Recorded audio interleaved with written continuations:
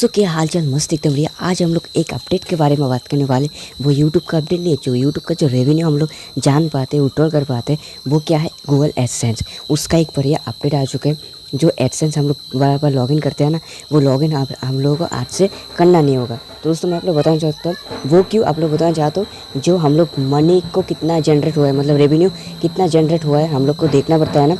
वो क्या हो गया, वाई टी स्टोरी जिन लोगों का चैनल मोनेटाइज है वो इधर शो कर लेगा। जिन लोगों का कितना डॉलर बनाए इधर शो कर लेगा। मैं कोशिश करूँगा वो स्क्रीनशॉट लगाने का, कैसा लोगो होगा मेरे चैनल पर। इस वीडियो के स्क्रीनशॉट लगा दूंगा, देख लेना कैसा एक लोगो होगा। मतलब एडसेंस को बार बार लॉगिन करना ज़रूरत नहीं है। जो हम लोग ऐसे ही वाई टी स्टूडियो से हम लोग कितना रेवेन्यू जनरेट कर चुके हैं वो इधर साफ दिखेगा।